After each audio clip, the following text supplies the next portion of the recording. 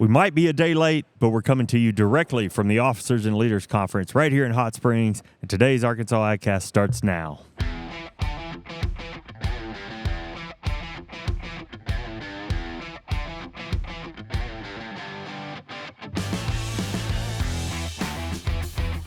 You're listening to the Arkansas AgCast, where we discuss the latest news, trends, and issues impacting Arkansas farmers and ranchers.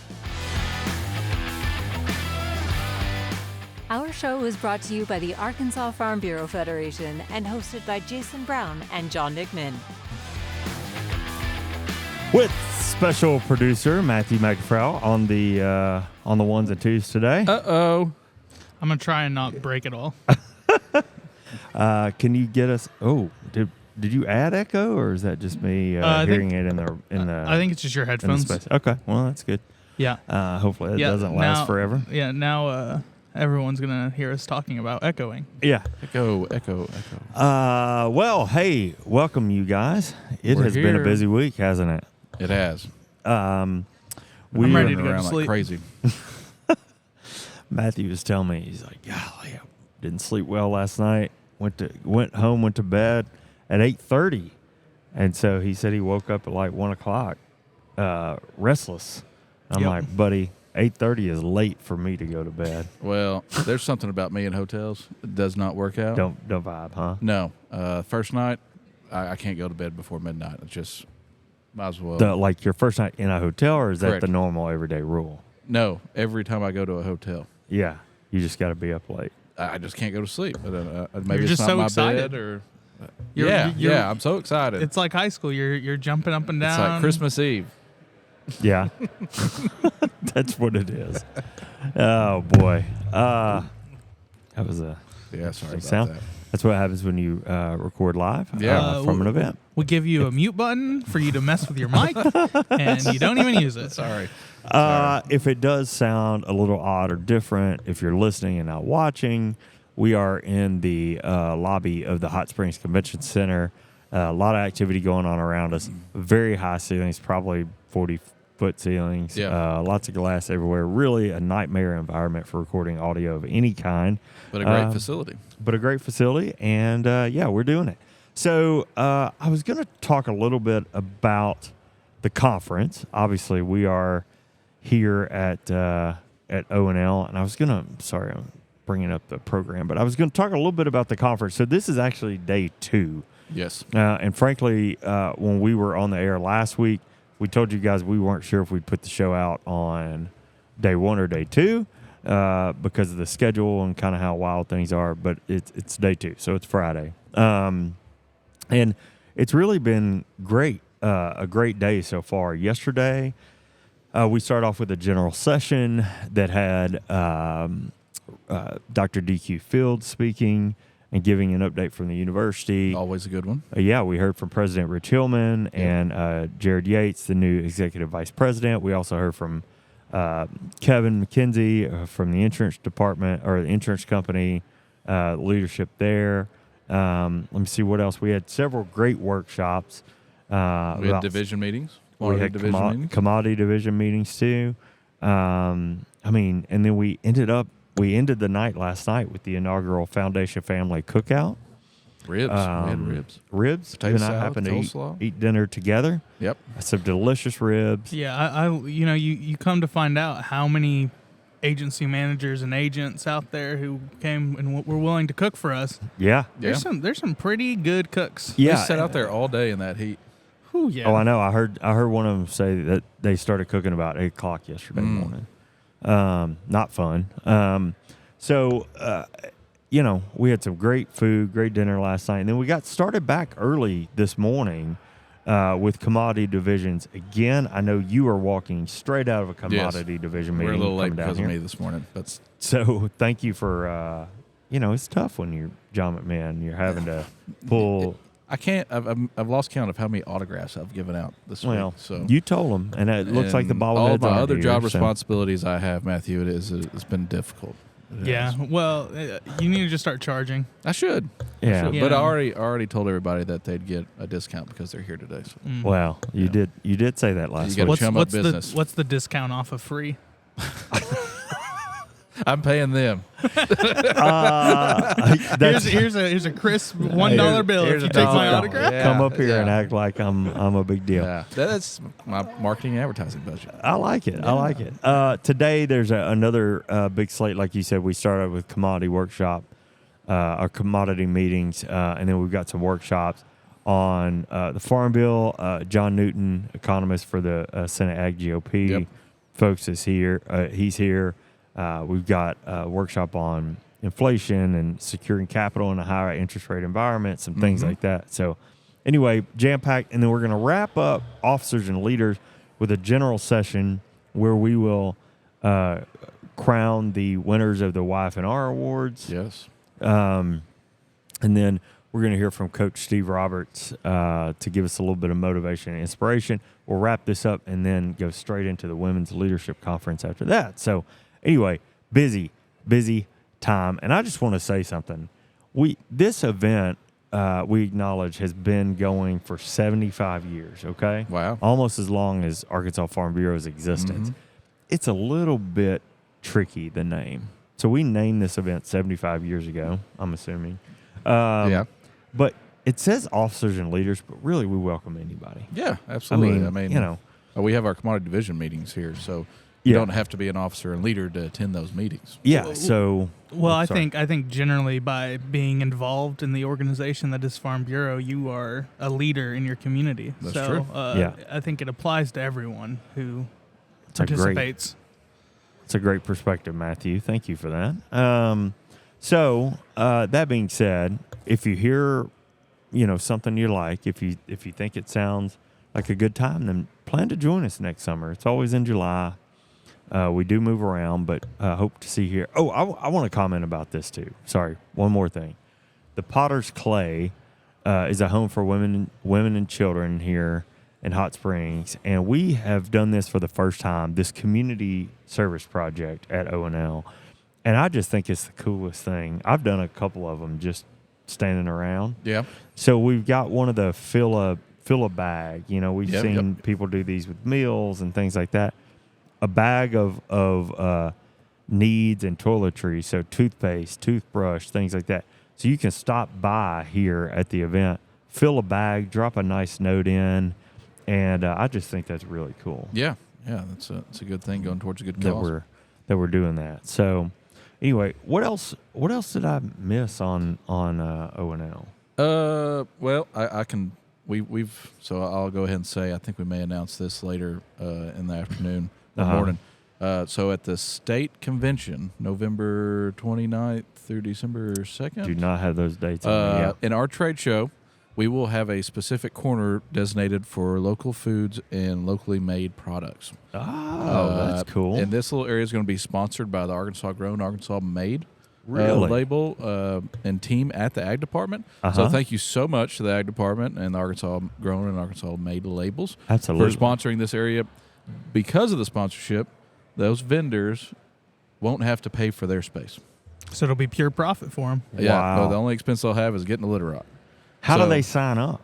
So you can go on our website, sign up. Also, if you're here at O&L today, if you haven't seen the postcards that I passed out, not only at our workshops and commodity meetings, they've been on every chair. We have postcards also with the same postcards with QR codes at the registration table. We can also probably provide a link in these show notes. Yeah. More than likely. Oh, yeah. As to where to sign up. So because it's sponsored by the Ag Department and the spaces are free to those vendors, it'll be an application process. So we're limited in space. Yeah, I bet. So we'll have a screening process. So please apply. You or if you know anybody that would be interested in being a local vendor at our trade show, and the only requirements is that you either grow or make your product here locally in the state of Arkansas. And the state convention, there's a lot of people who walk around that trade show, and they're doing a little bit of Christmas shopping. Oh, yeah. So it's a good opportunity to get in front of people from all over the state. Yep. If you make jams and jellies in Conway and you're looking to expand your reach, could be a good place to find some new customers. So a little Christmas market there. Yeah. And I did look up the dates. It's November 29th through December 1st. Which I think, okay. Yeah. and it's in Little Rock at the State House Convention Center. So make sure you're making plans to be there and join us for that. We'd be happy to have you. Yeah, absolutely. Let me see here. Oh, Rock City. I would just want to round back on something from last week. So Rock City Burger Week.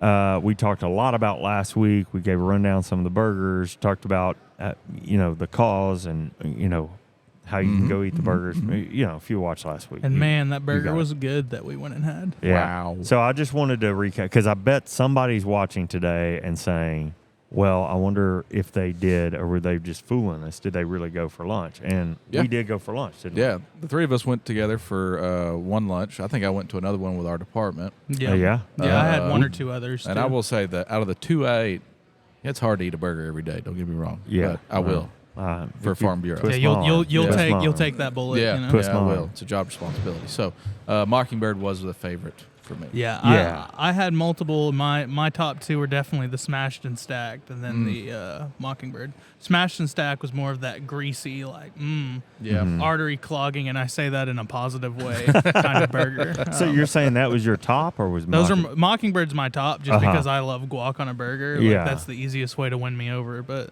It sounds like you're, working at Farm Bureau might be a health risk. it is definitely a health risk.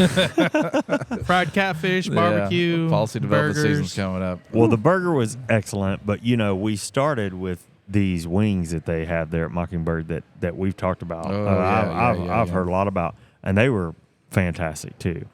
So overall, good experience. We chose Mockingbird Bar and Tacos for our Rock City Burger as a show. But anyway, yeah. And I believe they done that with the Beef Council has already gone and given an $1,800 donation to the food bank as a direct result. That's amazing. That's awesome. Okay. So, good deal. Very, very positive week. Lots of local restaurants filling the love of the community. So. Yeah, no doubt. Well, we're going to start to make our way into the news. Oh, I just remembered something. Oh, yeah? You are going to be gone next week. I am. To getting some well-deserved rest and relaxation. Mm-hmm. So we will not have the regular show. Beach.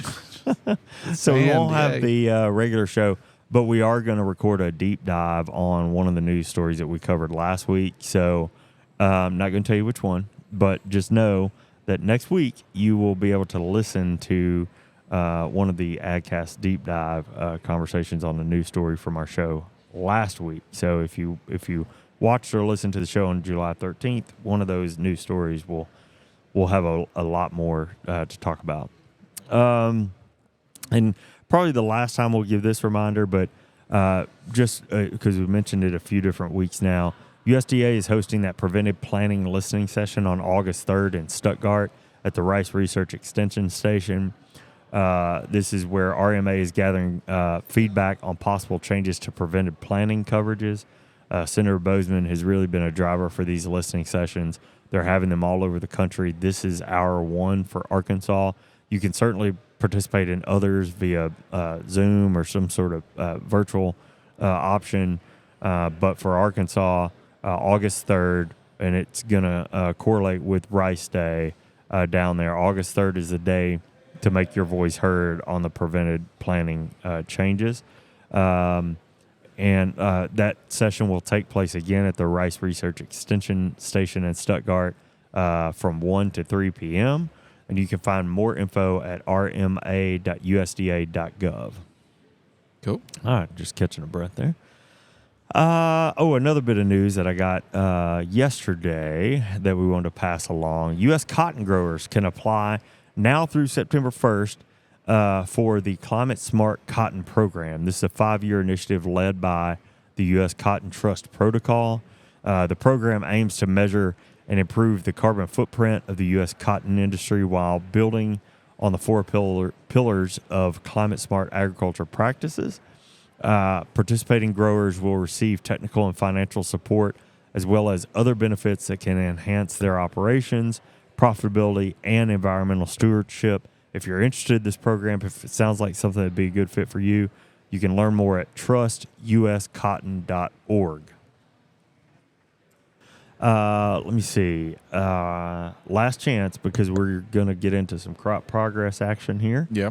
So if anybody has anything, I would like to mention we have our 2 O&L. I think we're calling you guys our O&L interns for the week. It's new for us, so great to have a couple students from across the state here helping out the public relations team for O&L. So thanks to you guys for being here and for sticking around watching 3 dudes talk for 45 minutes. How Pretty entertaining boring. this can be. Yeah.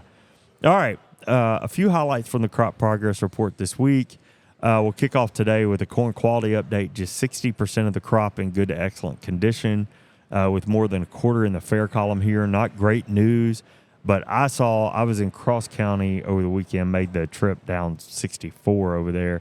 Saw some pretty tall corn in and around Cross County.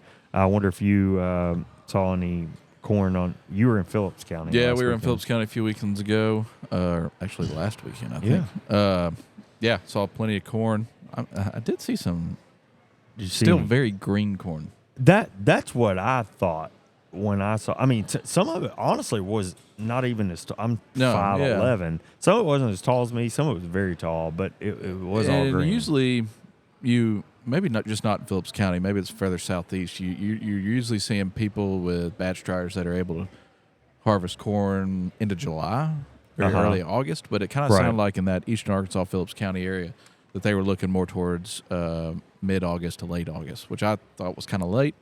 So maybe we should go back and look at when they planted. Yeah, that's a good. Yeah. Yeah, and part of the progress report does show, or quality report does still show progress. So that might tell a little bit of that story as well. But anyway, cotton also took a big drop this week in quality with less than 75% in the good to excellent, a drop of nearly.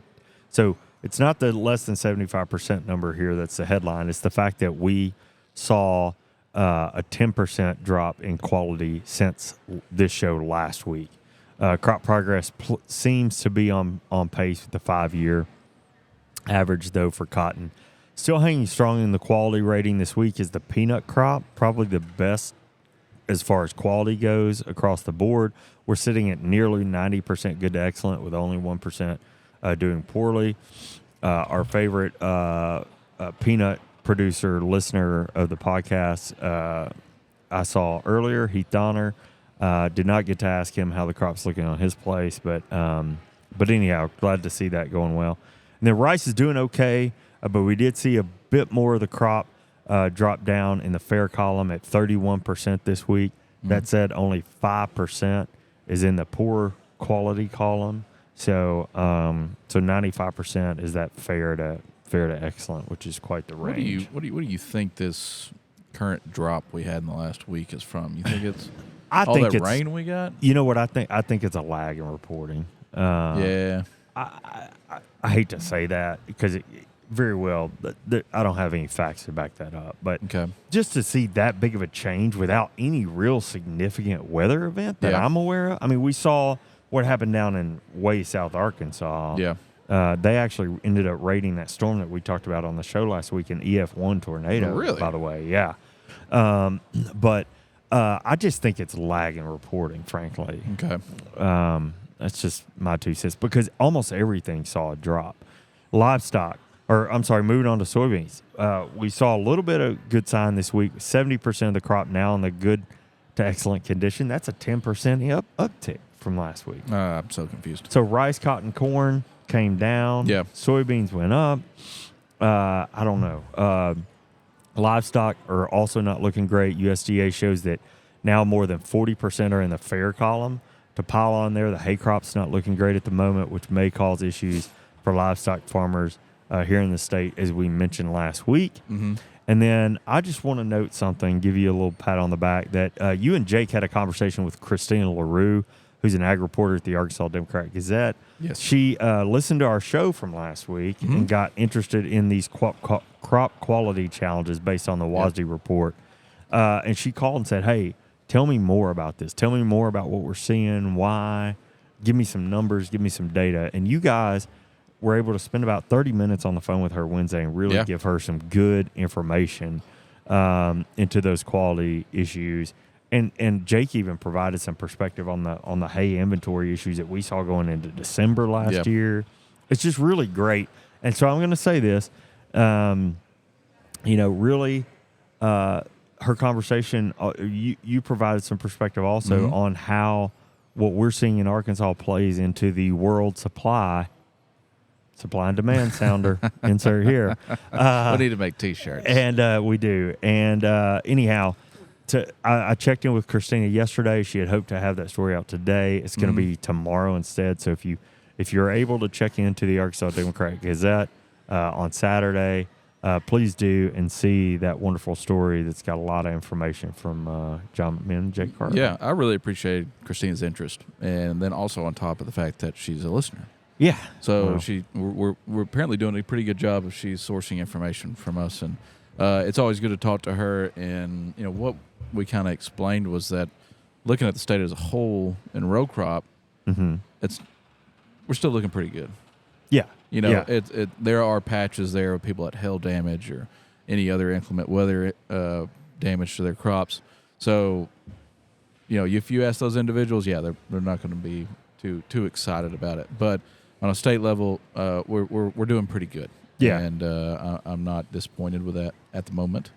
So that's kind of confusing now that I see some of this has dropped, but some of it has gone up. So I just think that I think the other answer to your question is probably it's acute. Yeah. I think some of this impact and damage to an extent is acute. I talked to a farmer at dinner last night, said, "Hey, how's it going?" He said, "Soybeans are bumper." Yeah. That's what we just talked about in our soybean division meeting this morning. Really? Yeah, I know you had Jeremy Ross down and he kind of contributed that to early planting in April. He even said that they're already harvesting soybeans in Louisiana. Oh my gosh. It was really wet then, though. They planted in March, supposedly. Really? Yeah. Well, hey, now that we've talked about crop quality, we ain't got it like that. No, crop quality, crop progress.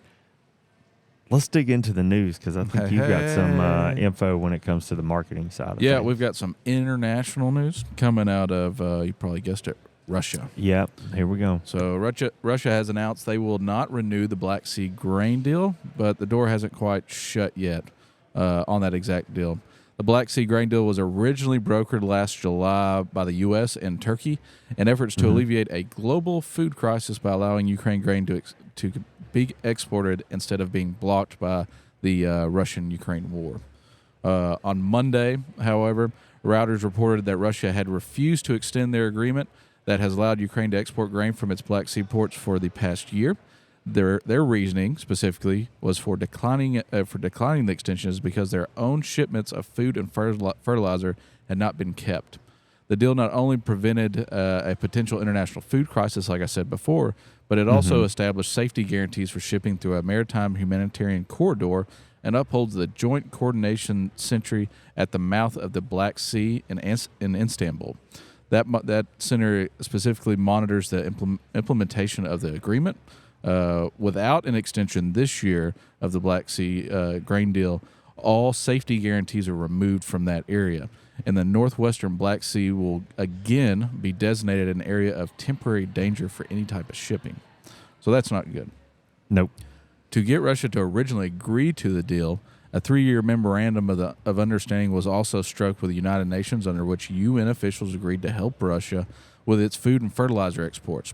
But according to Russia, none of these requirements have been met, like I said before. Those requirements include the resumption of ammonia exports through a pipeline leading from Russia to Ukraine, the Ukraine port of Odessa, and the reconnection of its state agricultural bank, I'm going to butcher this, Roslhozbank, to the SWIFT international payment system. The Russian ministry was quoted saying, under these conditions of outright sabotage and the implementation of the Istanbul agreements, the continuation of the Black Sea Initiative, which did not justify its humanitarian purposes, became meaningless. As soon as the Russian part of the agreements is fulfilled, the Russian side will return to the implementation of the deal immediately. Only upon recipient of concrete results and not promises and assurances will Russia be ready to consider restoring the deal. Lastly, Russia also commented saying that the decision is not or to not renew the agreement was unrelated to a recent overnight attack on a bridge between Russia and Crimea. Yeah. So take that for what it's worth. Yeah, I was going to say. I mean, we maybe should add a disclaimer at the beginning of that story. But, I know you've been incredibly busy, but I read this morning and yesterday as well, in addition to not renewing this deal, Russia has now taken, or how would I say this? They've done some attacks on some ports in Ukraine. I saw that last night. Yeah, so not only are they not renewing the deal here, but they've taken that a step further and they done some attacks. Attacked a port in Odessa, didn't they? Or in Ukraine. Yeah. So if not multiple. So and this morning, I know yesterday. Sorry, it may have been Wednesday, but anyway, I read it this morning. 8.5% wheat was up. We're probably going to see wheat prices increase almost daily. Supply and demand. Hold up. Wait a minute. It's that simple. So anyhow, we'll keep an eye on that. It's an interesting time of year. I read I heard a commentator on a rural radio network earlier this week say, yes, it's a big deal, but at the same time, it's with all the fighting, it's been really hard to plant and actually farm wheat in Ukraine. There's a war happening in their backyard. So how much is there to export? Also, Ukraine's more of a winter wheat country. So, I think there's some debate back and forth on what the impact will be. We're bringing it to you because it absolutely impacts the commodity markets and agriculture as a whole. So I will start off the day with a bit of grim news for next year's production costs. Let's dig into the numbers from USDA. So USDA's first 2024 cost of production forecast for major field crops such as corn, soybeans, wheat, cotton, rice, peanuts, and among others, shows that input costs are expected to remain elevated into the next growing season at the third highest level of all time and only slightly lower than the record high reached in 2022. During 2024, the cost of production is expected to be the highest for rice at nearly $1,200 per acre, down 1.8% from 2023. While some input cost categories like fertilizer and chemical expenses are projected to decline from 2023 to 2024, other expenses such as seed costs, labor, machinery, equipment, taxes, and insurance are expected to increase. Based on USDA's current input cost projections, trend yields, and commodity price trends, several major field crops may experience marketing year average prices below break-even levels this year and possibly into 2024. Not good. No. Declining crop prices and elevated input costs highlight the importance of farm management factors such as risk management, marketing, diversification, and production efficiency, all of which are topics I believe we're covering at this meeting, that can enhance income and reduce costs and possibly contribute to more favorable or above break-even margins for major field crops. Since 2020, the total cost paid by farmers to raise crops and care for livestock increased by, get this, more than $100 billion, or 28% increase for production costs since 2020 to an all-time high of $460 billion in 2023. In percentage terms, the largest increases in input costs were experienced in fertilizers, financing, crop protection tools, livestock, and fuels and oils. So think about that when you go to the grocery store and look at those prices. Yeah, I'm surprised labor's not on there. Yeah, truly. Some of the stuff we've talked about recently, I am too. But it says in percentage, so. Yeah. I will tell you, I talked to a farmer. I was sort of giving a preview of this story to somebody this morning over coffee, and they said, I mentioned the $1,200 per acre rice production. And he said, I remember I've bought ground for less than that. That's not funny. No, it's not. And not only that, terrible. But he said, let me give you some interest rate numbers. He said, you're talking with interest on the ground, probably $46 an acre just in interest. It's almost impossible, or I wouldn't say impossible. It's incredibly difficult to be profitable row cropping specifically if you don't own the ground outright. Yeah. And renting and leasing ground right now with all those high input costs is, man, I can't. It's a real challenge. So stress. Anyway, not great news. Obviously, we'll continue covering this. We're continuing to have these conversations about the production practices, the risk mitigation, all those things that can help offset that for producers. But all of this information coming out as a farm bill is being developed is really important to take note of. All right, let's take a short break from the news to hear a reminder about keeping rural roads safe this time of year. Arkansas farmers and ranchers work 7 days a week. That means when you hit the road, you may be sharing it with farm equipment, especially if you're traveling along rural roads and county highways. Farm equipment moves slower than our pickup trucks and minivans. They may not have the safety lights and turn signals of our family vehicles either. The trucks and tractors moving down the road need extra room to make turns, cross bridges, and move through intersections too. We all get in a hurry sometimes, but it's important that we all stay safe, no matter if we're headed to buy groceries or grow them. So next time you're cruising past a pasture or field, keep an eye out for farmers. They'll be sure to keep an eye out for you too. If we all work together, we can make sure Arkansas is cultivating safe roads. It's so important that we work together to keep each other safe. On the roads, you may find yourself on the road with a farmer moving hay or driving one of the large row crop implements this time of year, especially with harvest coming up. Mm-hmm. Let's just all be sure to help one another cultivate safe roads. Now let's get back to the news. Let's do it. Oh, it's me. All right. So U.S. inflation is easing. That's good news. Yes. Now it's not. The bottom's not dropping out. So let's not just start dancing. Easing, easing is far from, considering where we were, far from good. Yeah.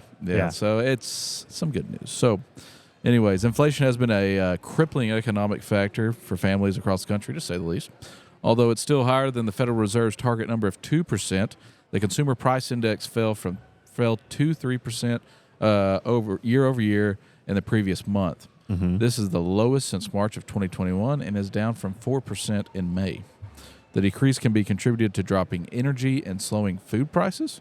However, service prices and the core index, which excludes food and energy, remain high, with the CPI descending to 4.8%. Okay. Housing costs, specifically rent, have been the main contributors to price increases. High housing costs and rising interest rates continue to make houses less affordable and are pushing rent prices up. Healthcare costs and car insurance are also rising as providers continue to pass on increased costs to consumers. Mm. On a positive note, real wages have started to grow. Yeah. With real hourly wages increasing 0.2% last month and up by 1.2% over the past year. On the other hand, wages remain 3.2% lower than December 2020. Oh, interesting. Yeah. There have been signs of monetary tightening. Real estate rates are positive again, and the money supply has dropped 4% over the last year. However, some analysts say that by historical standards, these conditions aren't that strict, but people still are calling for cautious action from the Fed, whose current mission is to combat inflation. Mm-hmm. Although the Fed is still expected to raise interest rates in July, it is thought that the end of said tightening is near, with the odds of a September interest rate hike falling. Nice. I did read that we had the slowest month in the housing market since January last month. Mm-hmm. So it looks like that's. I talked to a realtor friend who said they're more of a sell in 6 to 8 weeks type market rather than over the weekend, which is where we were for a few years. Well, you look in our neighborhood in Little Rock, a year ago today, there was houses everywhere for sale. It didn't even matter. And then there's like maybe one in our neighborhood.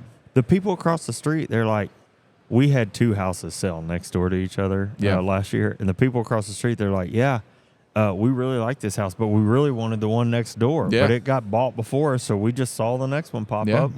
It's just like, it's crazy. It's like you, a year ago, you'd offer a price on a house in Little Rock or, say, Northwest Arkansas, and somebody would come in an hour later with cash, and it would be 10, 20% higher than what you – Yeah. It was crazy. Now you can't find a house for sale. Yeah. Well, so good thing I like my house. Yeah. I like my house. Thanks to the storms, I've got new roof and some improvements that have been made. You got a new floor, along too, the the other way. day, didn't you? Yeah, I got a new floor going in. I mean, goodness.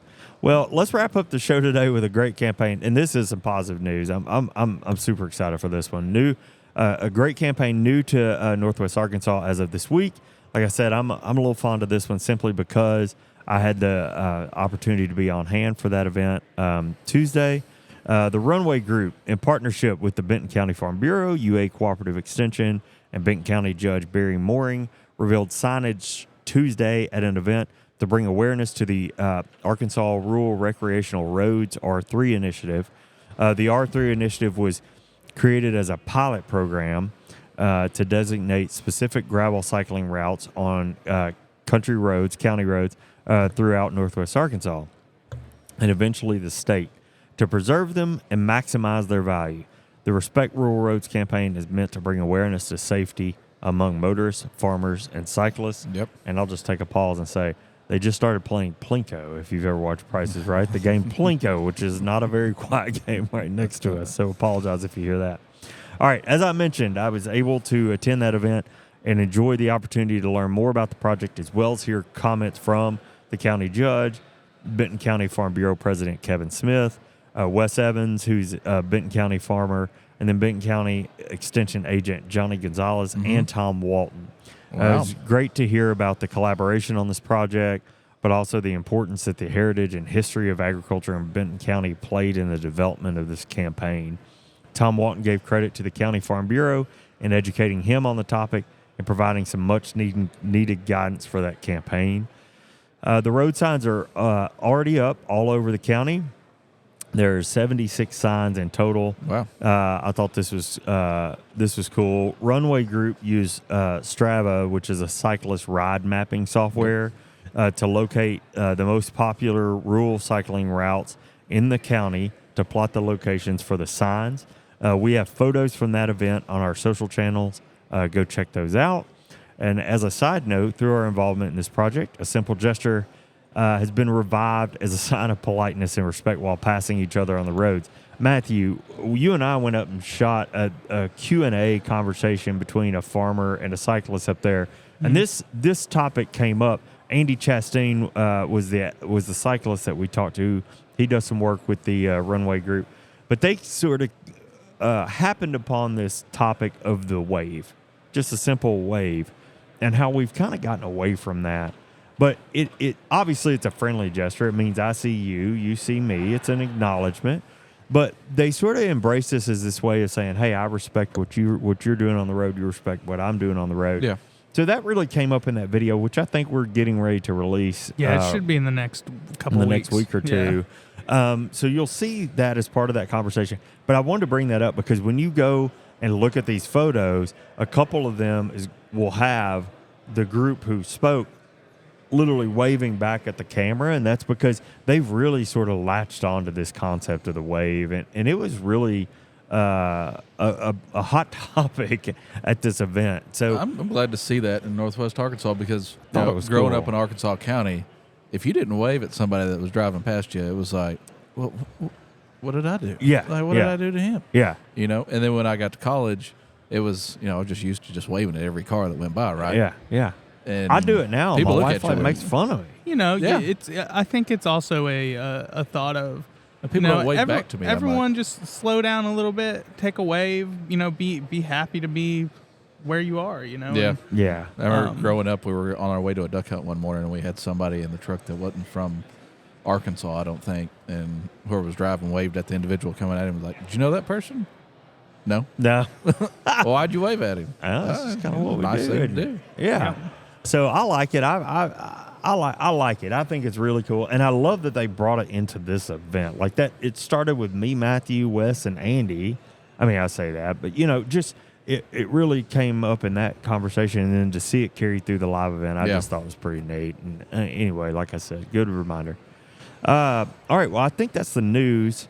And Matthew, we haven't even acknowledged. I owe you an apology, man. Oh, We haven't what even happened? acknowledged that you're here. Who? No, you did. Instead of Brian. You did. Matthew's Okay, here. all right. Well, At the beginning, that's what it happens was. when I talk for a long time. I mean, it's been 40 minutes. Oh, we got if you don't know getting this, Matthew is he watches the clock. He's he a gets keeper on of the us. time. He is a keeper of the time, and he gets unhappy when we go over sometimes on time. I mean, We you may know, do it on purpose occasionally, just to see him get We- riled up. as long as That's- people keep listening, it's not a problem. But I can filibuster with the best of them, Matthew. okay, you gonna just reenact some movies over here, filibustering? Yeah, I can give Nick Saban a run for his money. Well, I don't have Stump the Host. That's not my shtick. That's Brian's Yeah, shtick. yeah. We're gonna talk restaurants. Yeah, we're gonna talk restaurants. Good. And while last time it was rural restaurant recommendations, I feel it's only appropriate. Here we are in Hot Springs. Yeah. Let's go through a day of eating in Hot Springs. Hey. So breakfast, Oh. lunch, and dinner. Put my Okay, seatbelt so on. let me make sure I understand. You're going to talk us through an entire day's worth of An meals. entire day, and it'll be good meals. You know, you might No you might bad- be none of that. All bad. right. That's you might bad be deal. overly full by Hey, the end look, of the day. hey, But look, we'll be the judge of that. All right. We'll all see. right, well, we'll see. there's really only one spot in Hot Springs for breakfast. Oh, that yeah? you can go. Oh, I It's a know. pancake I know. shop. Yeah. you know, it's thing is you gotta get there early. They take especially- debit cards now. I haven't been There to you a go. pancake shop yet. I really want to, but I Man. hear the Oh, same you thing. It's have? like you got to get there early. Hey, You're me just and not gonna get anything. me and Ashley are going tomorrow morning. So I Hey, won't if be you here. don't I'm sleep leaving in- after this. Oh, Yeah, well. yeah. I was gonna say if Yeah, you don't sleep in tomorrow, gonna go to but- the beach, but I don't go to sleep. you know, I mean, I'll say there's nothing just like incredibly like, oh my gosh, this thing is so incredibly special. Yeah. It's that it's all good. You Yeah. know, it's just It it's is. breakfast food. It's country breakfast food. You know, you get What yourself. specifically did you get? I'm a classic breakfast kind of man. Pancakes, some eggs, some protein. a little Biscuits, bit of gravy? protein. If I do biscuits and gravies, no pancakes. You know, I do You couldn't one or get the all other. the carbs in. You know, well, yeah. I'm glad you said that because you're right. If you go biscuits and gravy, you can't go. So it's pancakes. really, do you want to be savory or sweet that morning? Is the way I look I at it. have a question for y'all. Sorry to interrupt, Matthew, but if you order pancakes, do you eat them while you're eating everything else? So let's just say a traditional eggs. I'm gonna save it till the end. It's my dessert for my breakfast. I eat my eggs. Bingo. I eat my bacon or sausage, and then I get into the pancakes or waffles. You know. Bingo, Matthew. Probably no surprise for y'all because we talked about this earlier. But your pancakes are going to be cold if you do that. You haven't seen how quick I eat. Well, guess that's a not. fair point. I agree. Now, here's what I do. I go ahead and put the butter on when they bring them out. Oh Yes, yeah, yeah. absolutely. Oh, you butter You and know, syrup gotta them get that. immediately. Yeah, you got to Yeah. get And that. you let it kind of soak in for the 10 minutes while you're eating the other stuff, and you're good. But I accept the answer of I eat my pancakes first and then the others. So that's a fair answer. I didn't say I ate them first. What about it's a syrup on your smorgasbord of bacon? Food. No, not but intentionally. sausage. Sausage, yeah, syrup on your sausage. And I'll smoke breakfast sausage. See, I like dip. I like just a little dip in the end, you know. Yeah, I smoke breakfast sausage sometimes, Mm. and when I do, I buy it straight from the meat counter, and then I'll Do you put a little Vermont maple syrup in there? I do maple syrup, and I let it sit overnight in the fridge, and then I'll put it on the smoker Yeah. for a few hours, and buddy, Got that That's some good stuff. McGriddle flavor. Yeah. The last thing I'll say about maple syrup, you need to check your label. Oh yeah, make Oh, sure it's make Make sure 100% it's actually pure. maple syrup and not corn syrup Yep. that's got a bunch of stuff in it to make Really? it taste like Or maple syrup. 50-50. Sometimes Yeah, they do yeah, that too. 50-50 mixes. Honey is the oh my same gosh, way. I didn't know that. Honey is the same way. Yeah, so Honey. yeah, you got to check the bottle. Make Well, sure honey, it's 100%. I usually buy local, Yeah, so I yep, bet yep. that's not an Yeah, issue. but syrup, yeah, a lot of those bottles from the store. Really? Absolutely. Okay. All right. So we've covered breakfast So that's and a little breakfast. bit more. So then my pick for lunch was going to be Superior Brew House. We talked about it, or Superior Bathhouse Brewery. Yeah. We talked about it maybe going there yesterday, but we ended up having those ribs. From They have a really good but burger there. They have very, very good burgers. A lot of their meats are farm to table. There's- really? I know they've in the past partnered with a farm in Bismarck to get some of their meats. And the cool thing to me is with their locally brewed beers, first of all, they're the only place that can claim that they brew beer with Hot Springs, water, Oh, yeah, the yeah, special water, Oh, which yeah. that's neat. I don't know that it makes I'm it, having some right now. Yeah. I don't know if it makes it The just water? Yeah. Mountain Valley. Oh yeah. yeah. I'm not having a pale ale. I can assure you that. Anyways, We're but working, man. some of the excess grain, the stuff that comes off the brewing process, I know in the past, I can't speak for today, but in the past they have taken those to farms and allowed, like they cattle and hogs can eat that for Eat the nutrition. spent grain. Oh, right? yeah. Spent grain. Yeah. And so heard the that. place they were getting their meats from, they also took those spent grains. So it was a full Life circle cycle. process. Yeah. I like that. It's very, very cool. The owner there, she's awesome. Has a real good, what she's trying to do. And Yeah. it's just cool to be in a bathhouse, and eating lunch. Did you get a bath while you're there? No, they don't have baths there. You got to walk down the street for the bath. Nah. I have not been there since they opened that outdoor space. Yeah. But when I left Their here patio looks yesterday, nice. I was running to the hotel to check in, and that patio and then that green space, there was a family out there playing soccer, Yeah. and it's just really cool. It's a over really there. cool Yeah, place. it's a nice spot. If you're checking out the national park, hiking on the West Mountain and stuff like that, it's a good place to stop Soak in your feet in after. the fountain. And then for dinner, right, there's lots this of is options. the big one. There's lots of options. This is the big one.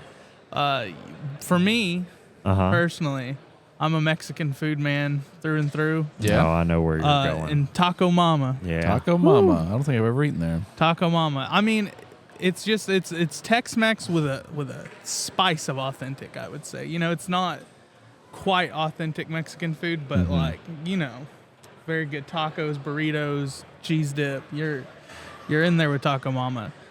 I would accept the answer. I think the honorable mentions, obviously Grateful Head Pizza. Ooh. If you're in Yeah. the mood for pizza, Absolutely. and a locally brewed beer, Grateful Head's incredible. Have you been there, John? I have not. And man. if your wallet's feeling a little too heavy, you No, might come on head now. over to Come on. 501 Prime and get you Yeah. a steak. I And, have been there. and their steaks I have never are been to 501. their steaks are incredible, They are but very good. your wallet will be a little bit lighter on the back end of Yeah, it. we ate at DeLuca's Pizza yesterday for lunch and had the burger of all things. Oh, that it was burger? amazing. Hey, I'll take the burger over the pizza great all burger. day long. I haven't had their pizza yet, and the owner their was there, pizza's bebopping around, saying hi to everybody. What'd you get as a side? It came with a salad. It was Yeah, okay. chopped blue cheese, bacon, and cherry tomato. Because usually salad. the burger is just on the It was really good. appetizer menu. They might change that for lunch or something. I did ask for fries, and Oh, yeah. I was No, they'll reminded that You didn't get the ask for salad. ranch, did you? No, Because they'll shut you down. no, they said the disclaimer of ordering the burger is that it was so good you didn't need any other condiments, and that they wouldn't bring you any condiments unless you tried the burger first without it, and Oh. they guaranteed that after you tried it you wouldn't need them, and they were Look, right. It's good. Cheese and meat and bread. That's all it was. I know. It's good. I just can't. I get the headiness of that place, as very Matthew heady. would say. But it is good. It's great food. It's fantastic. There's It was packed. no complaining about the food. No.